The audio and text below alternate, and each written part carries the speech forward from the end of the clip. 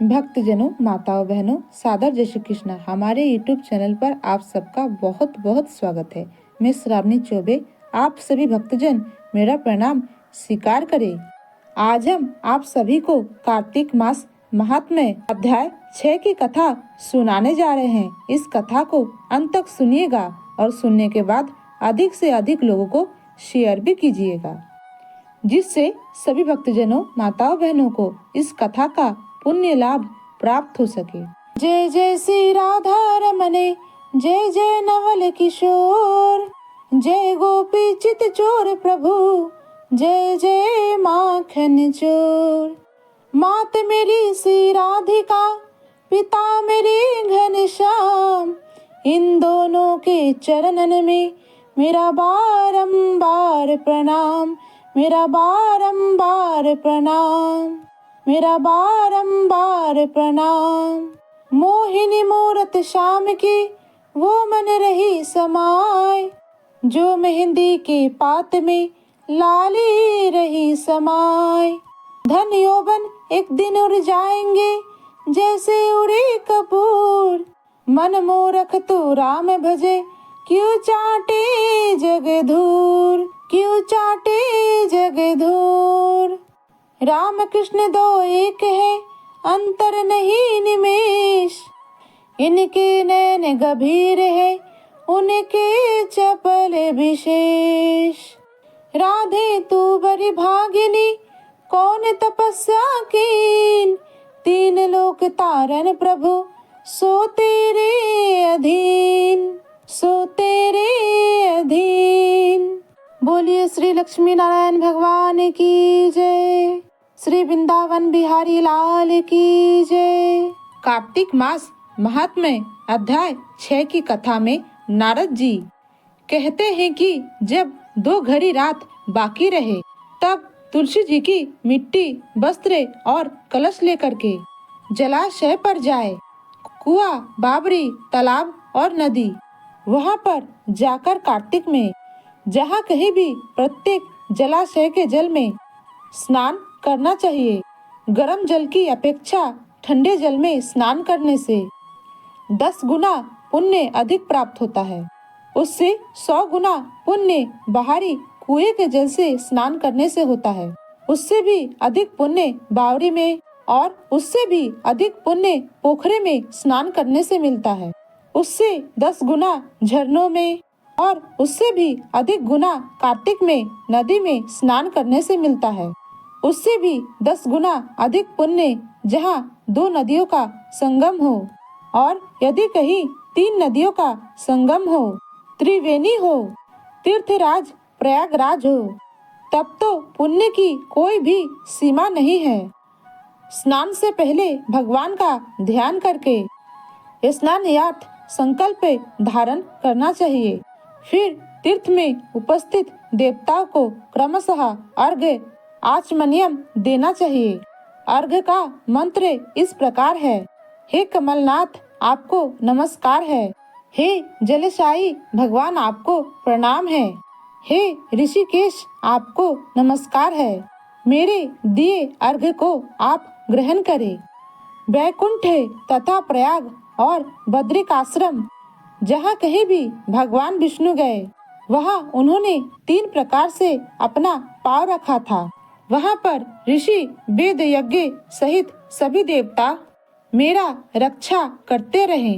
हे जनार्दन, हे दामोदर, हे देवेश, आपको प्रसन्न करने हेतु कार्तिक मास में विधि विधान से ब्रह्म मुहूर्त में स्नान कर रहा हूँ या कर रही हूँ।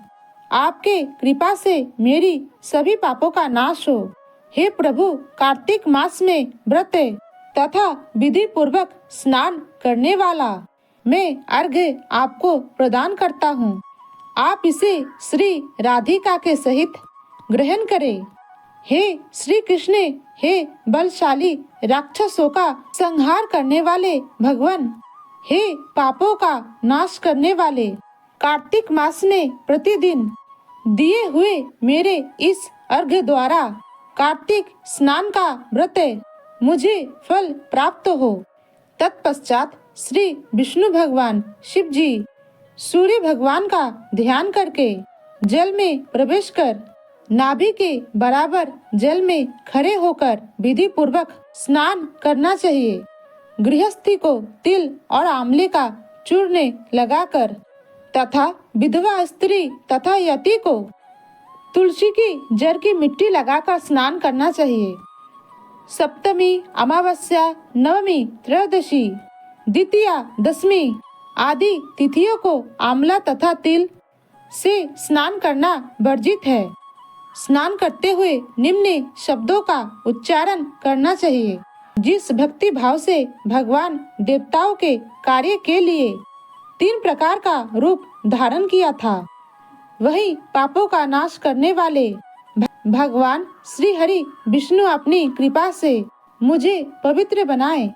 जो मनुष्य भगवान श्री विष्णु की आज्ञा से कार्तिक व्रत करता है, उसकी इंद्र आदि सभी देवता रक्षा करते हैं, इसलिए वह मुझको पवित्र करे।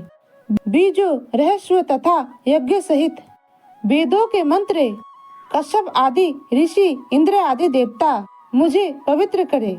अदिति आदि सभी नारियां, यज्ञ, सिद्ध सर्प और समस्त औषधियां तथा तीनों लोकों के पहाड़ मुझे पवित्र करे। इस प्रकार कह करके मनुष्य को स्नान करने के बाद मनुष्य को हाथ में पवित्री धारण करके देवता, ऋषि, मनुष्य तथा पितरों का विधि पूर्वक तर्पण करना चाहिए। तर्पण करते समय तर्पण में जितने तिल रहते हैं उतने वर्ष पर्यंत व्रती के पितृगण स्वर्गलोक में निवास करते हैं। उसके बाद व्रती को जल से निकलकर शुद्ध वस्त्र धारण करना चाहिए। सभी तीर्थों के सारे कार्यों से निवृत्त होकर के पुनः भगवान श्री विष्णु जी का पूजन करना चाहिए। सभी तीर्थों के सभी देवताओं का स्मरण करके भक्ति पूर्वक सावधान होकर चंदन, फूल और फलों के साथ भगवान विष्णु को फिर से अर्घ्य प्रदान करना चाहिए। अर्घ्य का मंत्र इस प्रकार है। मैंने पवित्र कार्तिक मास में स्नान किया है। हे विष्णु, आप राधा जी के साथ मेरे दिए गए अर्घ्य को स्वीकार करें। इसके बाद चंदन, फूल और तांबूल आदि से वेद पाठी ब्राह्मणों का श्रद्धा पूर्वक पूजन करें और बारंबार नमस्कार करें। ब्राह्मण देवताओं के दाएं पांव में तीर्थों का वास होता है। उनके मुंह में वेद और समस्त अंगों में देवताओं का निवास होता है। अपने कल्याण की इच्छा रखने वाले मनुष्य को इनका कभी भी अपमान नहीं करना चाहिए और कभी भी ब्राह्मण का विरोध नहीं करना चाहिए। ब्राह्मण से कभी भी ईर्ष्या नहीं करनी चाहिए। सदैव ब्राह्मण को सम्मान देना चाहिए। उनकी पूजा करनी चाहिए। पूजहि विप्रे सकल गुणहीना, अर्थात अगर ब्राह्मण में कोई भी गुण नहीं है तो भी वह पूजनीय है। फिर एकाग्र चित्त होकर के भगवान विष्णु के प्रिय तुलसी जी की पूजा करनी चाहिए। उनका परिक्रमा करके उनको प्रणाम करना चाहिए। हे देवी, हे तुलसी, देवताओं ने ही प्राचीन काल से तुम्हारा निर्माण किया है और ऋषियों ने तुम्हारी पूजा की है। हे विष्णु प्रिया तुलसी, आपको नमस्कार है। आप मेरे समस्त पापों को नष्ट करो। इस प्रकार जो मनुष्य भक्ति पूर्वक कार्तिक महीने के व्रत का अनुष्ठान करते हैं, वो संसार के समस्त सुखों का भोग करते हुए अंत में धर्म, अर्थ, काम, मोक्ष पद को प्राप्त करते हैं, वैकुंठ लोक को प्राप्त करते हैं, परम धाम को प्राप्त करते हैं। इसमें किसी भी प्रकार का कोई संशय नहीं है। यहाँ पर कार्तिक मास महात्म्य अध्याय 6 की कथा का समापन होता है। अच्युतम केशवम राम नारायणम कृष्ण दामोदरम वासुदेवम हरे, श्रीधरम माधवम गोपिका वल्लभम, श्री जानकी नायकम श्री रामचंद्रम भजे। जानकी मनोहरम सर्वलोक नायकम श्री शंकरादि सेवितम, नीलाम कीर्तनम श्री राम राम राम राम राम नाम दायकम रामा कृष्ण वासुदेव भक्ति मुक्तिदायकम रामा कृष्ण वासुदेव भक्ति मुक्तिदायकम हरे राम राम राम हरे हरे हरे कृष्ण कृष्ण कृष्ण हरे हरे श्री कृष्ण गोविंद हरे मुरारी हे नाथ नारायण वासुदेवा हे नाथ नारायण वासुदेवा हे नाथ नारायण वासुदेवा। बोलिए श्री लक्ष्मी नारायण भगवान की जय, श्री वृंदावन बिहारी लाल की जय, गोपाल कृष्ण भगवान की जय, श्री गिरिराज धरन की जय, गुरुदेव की जय।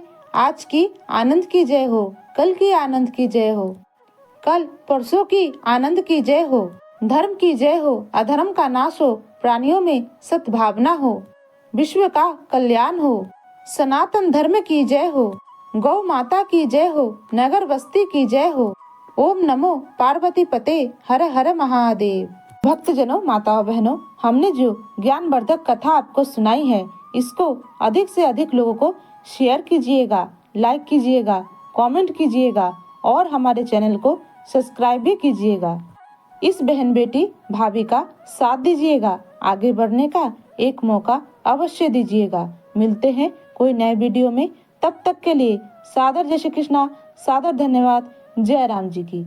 हर हर महादेव।